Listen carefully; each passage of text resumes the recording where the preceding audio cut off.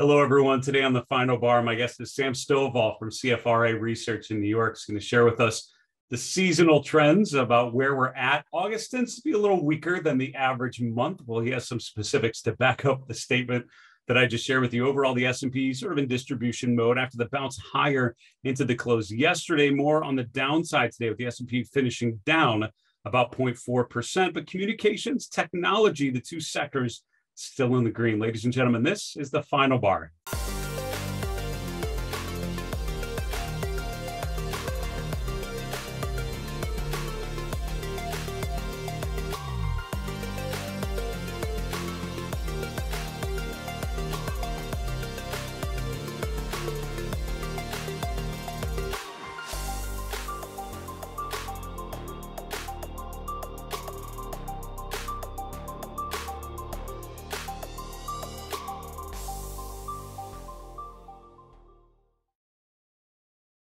Hello, everyone. Welcome to the Final Bar. I'm your host, Dave Keller. I'm the Chief Market Strategist here at StockCharts.com in a sunny Redmond, Washington. Thanks for joining us every weekday after the close as we focus on the markets using the power of stock charts, using the power of technical analysis to understand the trends, using data visualization techniques, thinking about trends, momentum, all of that good stuff. I was recording a podcast earlier today with JC Peretz, which should be out probably as we're recording the show, if not a little later.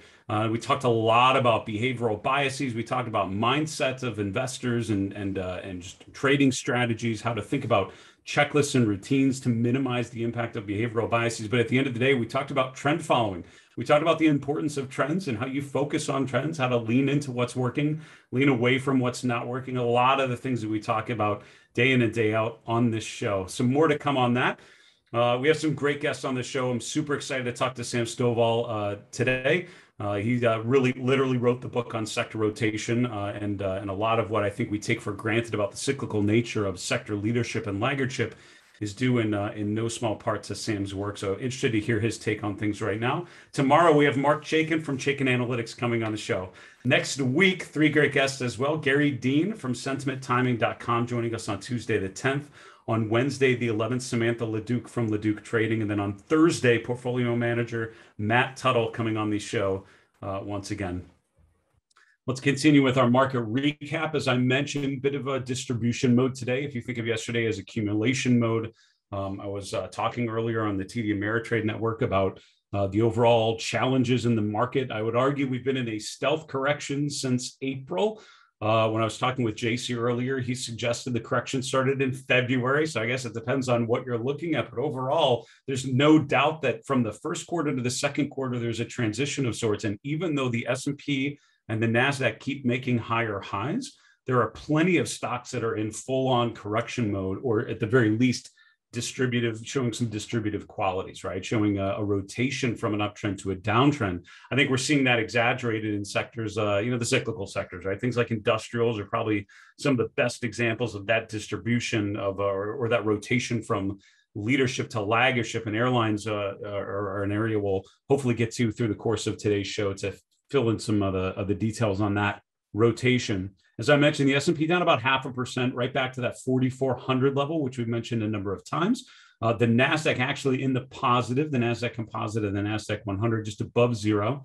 Mid caps and small caps really leading the way lower, with the S&P 600 down about 1.7%. The VIX is back above 18. Other asset classes very quickly, sort of an active day looking at interest rates. Earlier in the day, it felt like rates were going to go back higher and just continue. All of a sudden, it's looking like the 10-year spiking, back above 1.2%. Felt like it was going to continue to go higher. Settled back in, settling at around 118 or so. But overall, sort of a choppy, move higher there in rates. The dollar index, by the way, just a little bit above the zero level overall, remaining, I would say, strong off of the all-time lows, but relatively choppy recently, really going sort of below that 25 level.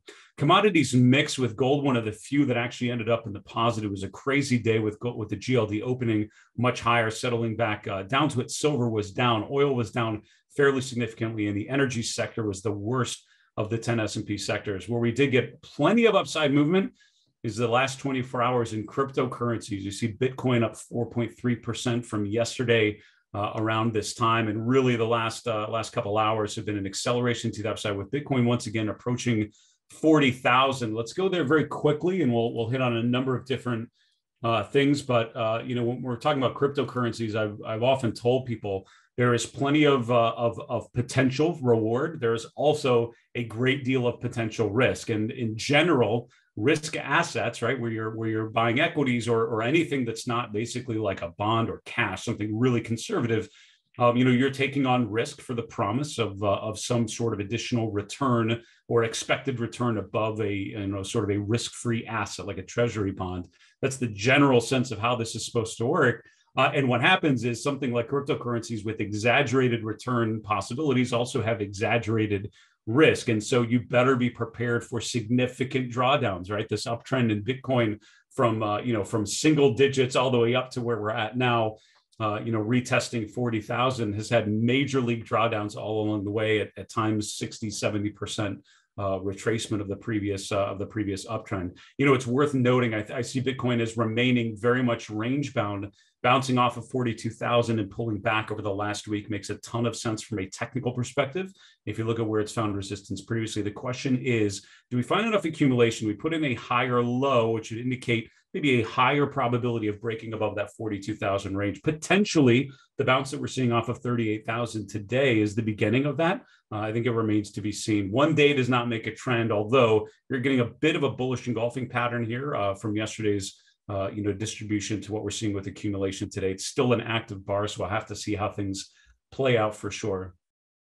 With the chart of the S&P 500, again, overall, if you look at the last week and a half, the S&P has essentially been flat, and really we're not far off from where we were sort of the end of second week in July, end of the first week in July, right? We sort of hit the same level, just below 4,400. That's right about where we're at. Really haven't gone any further to the upside. We just haven't gone down a lot as a market. Now, a big reason for that is arguably stocks like Apple and others that are still holding up just fine, still at or near new all-time highs. And there's enough cap in those types of names that are able to keep the market relatively elevated. But a lot of individual names have already struggled. So when you're looking at the S&P in particular, I think the distribution patterns are already playing out in some parts of the market. We're just not seeing it necessarily on the chart of the S&P. So what would it take for something to happen? Well, let's look at the actual chart first. As we've pointed out many, many times, you have a very clear-cut uptrend of higher highs and higher lows. You have a very clear level of support, which is the 50-day moving average, the ascending 50-day moving average, which has served as support pretty much every month except for April. We've bounced off of the 50-day every month and continued on to new all-time highs. So that pattern, I think, is in place until proven otherwise. Well, and so at this point, it's right around 4,300, just below there, which means the distribution over the next week or two, that's where you look for. It's about 3% or so below where we're at right now, if I'm doing the quick mental math about right. So not too far away from where we're at. That's a pretty brief pullback relative to the previous ones. Little deeper pullback to around 41.70 or so. That would take us back to the June low. And again, what's interesting to me though is less the fact that the S&P would do that, but I think thinking about my conversation with Andrew Thrasher yesterday, it was more about what the market would actually look like. What would some of the stocks in your portfolio look like if the S&P is down another 5% from current levels and retest that sort of 4170 level, right? What happens to an Apple if the S&P is coming down that way? But the only way I could see that really happening is if charts like Apple and Amazon and Facebook and others are no longer making new highs and pushing to the upside, but they're really coming down. And again, I think we're seeing the warning signs of the bearish momentum divergence, the weakening breadth, and all of that. The question is just what sort of pullback would we have in those scenarios? Now, we've talked about the chart of Apple many, many times, and that was one of our 3-and-3 charts yesterday, if I remember right. But I think it's worth revisiting. If I had one chart to sort of get a read on things right now, this might be it, because this, I think, tells the story of the leadership that's been in play, right? You see this consolidation pattern. This is when cyclicals were really doing much better, March, April, May, when financials are making new highs. All of a sudden, you see Apple break out of this symmetrical triangle pattern to the upside, signaling the sort of reemergence of the growth trade, the FANG trade, all sort of working very well. But pretty much all of those names are now no longer going higher. Most of them are not going lower. So charts like Apple are actually just not going higher anymore. They're in a little mini consolidation here, what we might call a pennant pattern.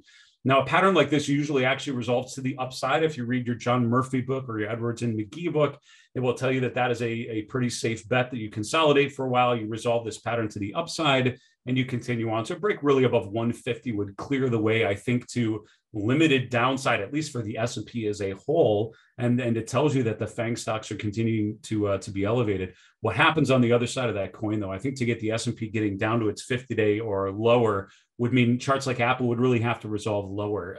Take this consolidation pattern, break it to the downside. Either way, I think you get a signal one way or the other from this chart, which is why it's one that I would certainly suggest paying attention to. Now, as we're thinking about the market recap, and again, a little later, we're going to have a segment on earnings. So we'll hit on some of the key charts that are reporting earnings here. But what I wanted to point out is just the fact that some stocks are surprisingly holding up there just fine. And what I'm not struggling to find are charts breaking down. I'm also not struggling to find charts breaking out. I screen for 3-month lows pretty regularly. Earlier today, when I screened it, I found 54 stocks in my US sort of large mid-cap universe that had made a new 3-month low today. That's about a week ago is maybe 15 names, so it's a lot more. It was a similar number of new highs, though, and I'm seeing plenty, particularly in financials, in healthcare, in technology, and charts like Morgan Stanley tell you that things are fine. We keep making higher highs and higher lows. So in terms of focusing on the trend, as always, I would remind you to focus on charts where the trends are working. To focus on charts that are making higher highs and higher lows. They are out there. They're plentiful. Make sure you focus on those good uptrend opportunities. Let's take a quick break. We'll be back with my guest, Sam Stovall. We'll see you in a minute.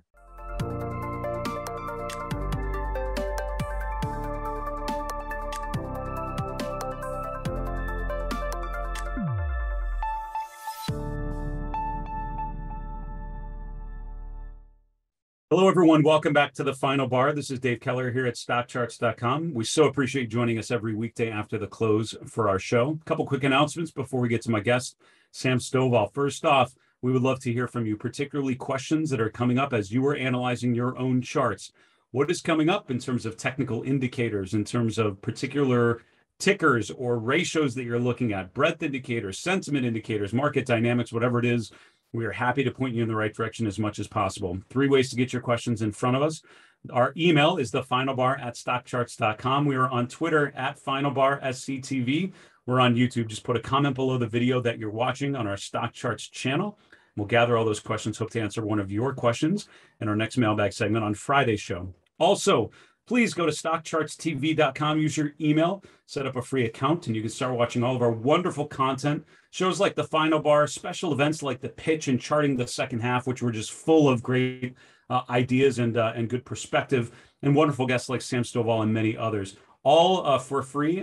Check it out at StockChartsTV.com. We're also on demand on all of the app stores from your mobile devices. Just search for StockCharts TV on demand. I want to welcome on today's guest, Sam Stovall, joining us on the show once again. Sam's the Chief Investment Strategist at CFRA Research, based in the New York area. Sam, welcome back. Oh, happy to be here, David. Thank you. So I've introduced you, I've alluded to or teased your appearance today, saying that you literally wrote the book on sector rotation. And one of the great graphics we have on Stock Charts illustrating the rotational environment is based on your work for sure. But I also think of you as understanding seasonal trends. We did a special on seasonal trends. We included a conversation with you because it was just a great description of that. Now we're entering, I would think, the seasonally weakest part of the year, if we're not there already. Start us there. What are you seeing on the charts? Well, you're absolutely right that we are now in August. August is actually the third worst month of the year in terms of average price change. It actually posts a very, very minor decline on average. And it's also the third highest in terms of volatility. So usually investors say, okay, August might be the dog days for the summertime, but things are beginning to heat up in terms of volatility, in terms of the possible sell-offs in the market, which usually take place more in September, possibly because of window dressing by mutual fund managers, et cetera, that then carry over into October, since most of the declines, about a third of more declines occur in October in terms of conclusions of pullbacks, corrections, and bear markets than in any other month. It's really interesting. Now, what can you tell us in particular about what we should expect in this August? And starting obviously with the seasonal trends, but what about the performance of the market where you've seen a lot of the cyclicals already selling off going into August? Well, the market did very well in July, which is usually sort of a ho-hum month. What we found was that 9 of 11 sectors were in positive territory. Both growth and value were higher on the month. And we posted 7 new all-time highs for the S&P 500 in July. So investors are then thinking, oh, well, gee, we just had a great July. Maybe this kind of optimism and strength will carry over into August. But unfortunately, history says the other thing is more likely to happen, where the markets might get tired and need a rest before advancing further in the final quarter of the year. And what this chart shows is what is the typical frequency, like a batting average, in which the market is higher.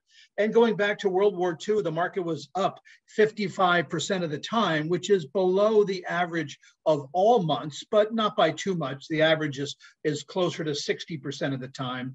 But whenever we had a new high, whether it's one new high or more in the month of July, we then ended up only posting a 35% frequency of advance in August. So basically 1 out of 3 times the market was higher. So yeah, we ended up not doing as well. And then when you look to those periods, there were 13 times that the market posted 6 or more new highs in any July going back to World War II. And of those 13 times, the market was lower in August 12 times. So history is a great guide. It's never gospel. There's no guarantee that this will fall in August, but it basically says, along with many other indicators in terms of breadth or whatever, that possibly we are due for some sort of a pullback in the market that I think would represent a good buying opportunity for later in the year. It's a fantastic take, Sam, and I really appreciate it. So I'd love to just ask then, based on your perspective, given the fact that we had that strong July and really every month we've made new highs in the market overall, given the potential for weakness, a pullback, maybe August into September, where should you be looking? What are the opportunities you think are most applicable here then to reload for potential strength into year end? Are some of the cyclicals that have already been, given back a lot of their previous gains, maybe topped out earlier in the year and have come back? Or is it some of the growthy stuff that's been fairly consistently good, things like Apple and the FANG stocks and technology? Where would you be looking opportunistically given a bit of a pullback here? Well, if we go into the final quarter, what I would be looking for are certainly the defensives to be giving up their leadership position. Right now, because interest rates are below 1.2%, that investors are becoming reacquainted with higher yielding sectors because they are just starving for income. But I think that once this washout does occur, that investors will be going back to the value side of the equation, the cyclical side, because I believe that President Biden definitely wants to have some sort of a bill with his name to it, and will encourage the other Democrats to go along with an infrastructure package that it does not need to be attached to a $3.5 trillion social spending package. So I think that could benefit industrials as well as some of the other cyclical sectors.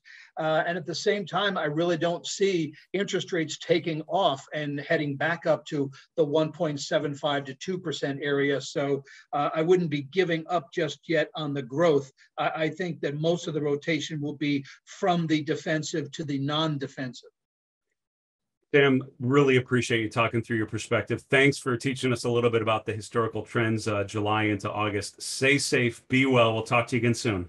Thanks, David. Will do.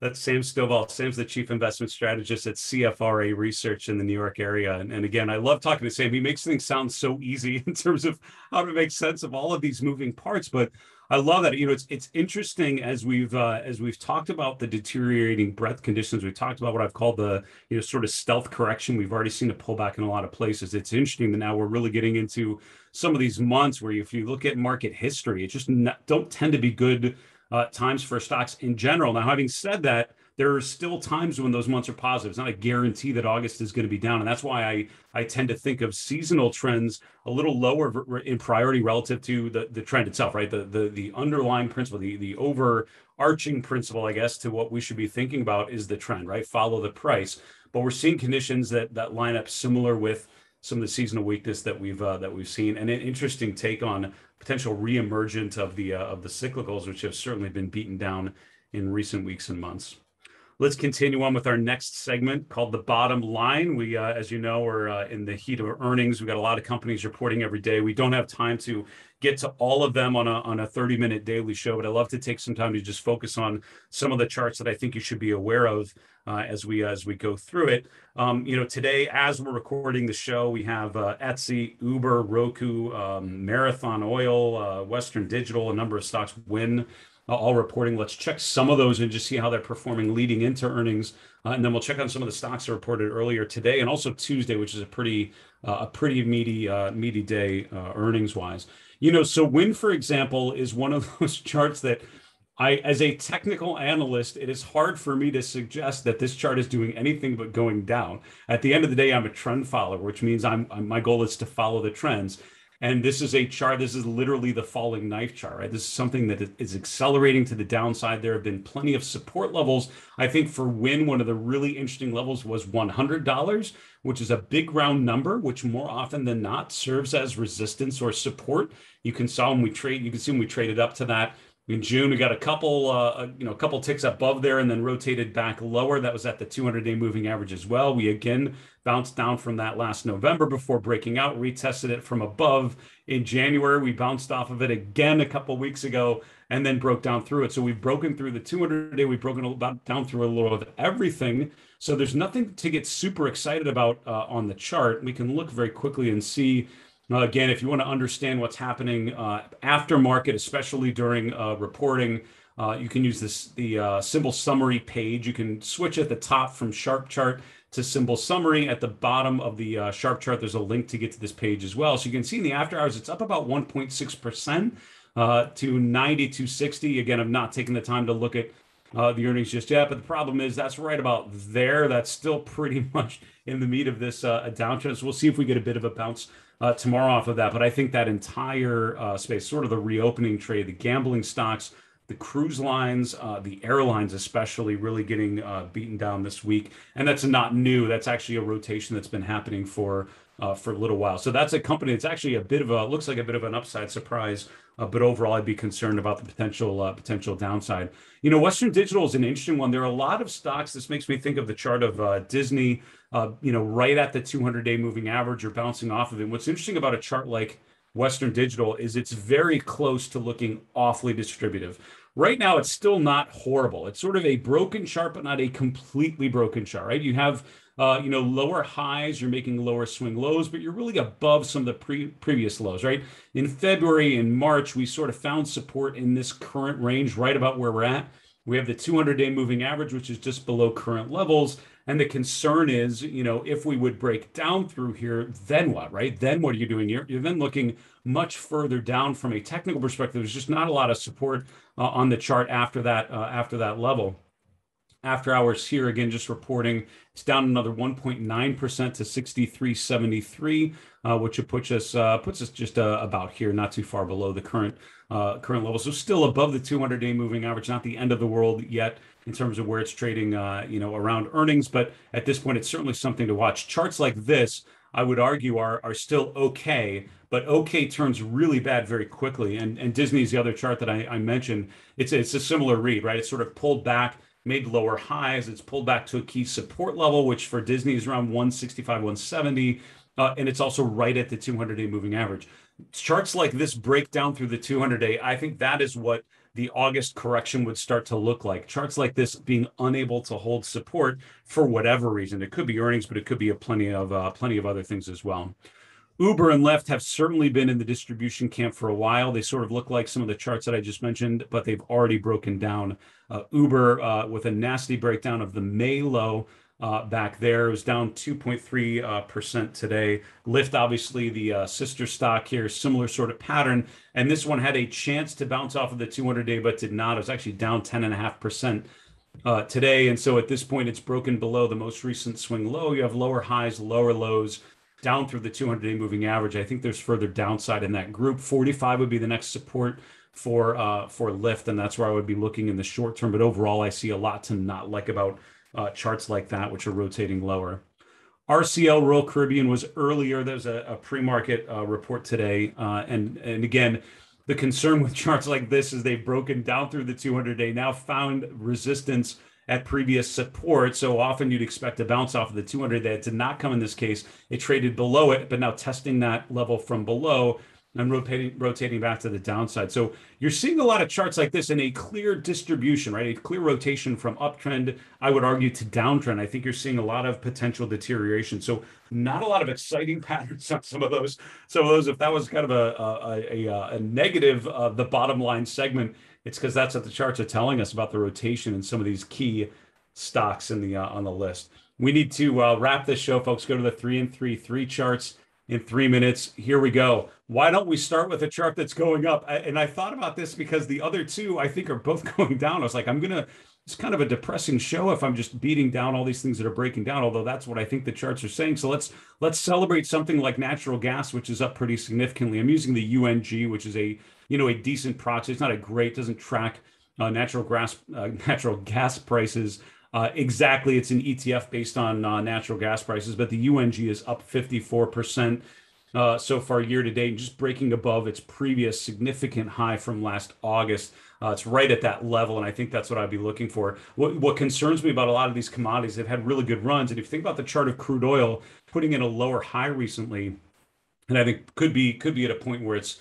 giving back some of those previous gains, maybe right-sizing that trend, digesting some of the previous gains as well. That's what I'd be thinking about on a chart like natural gas that has had such a run when so many other things have not been able to do so. So commodities overall, I think, still look constructive. I would be looking for to see if there's some sort of pullback if UNG is able to break above that support or not. Chart number 2 is Disney, and again, I think this is a great example chart to watch. I have plenty of tickers written down. Apple is one we talked about recently as a great example stock to watch to see if that pattern is able to resolve to the upside. I think charts like Disney holding support are pretty key. Now, obviously, all these companies have a lot of different moving parts, a lot of potential catalysts. But at the end of the day, are these stocks holding their 50-day moving average or not? Are they holding the 200-day moving average or not? And their inability to hold the 200-day, I think, would be cause for a bit of concern. If Disney does break down, I think around 160, 155, that's Fibonacci support and previous price supports. I think we have a little support below current levels. But overall, this is a chart that's really more in distribution mode than anything.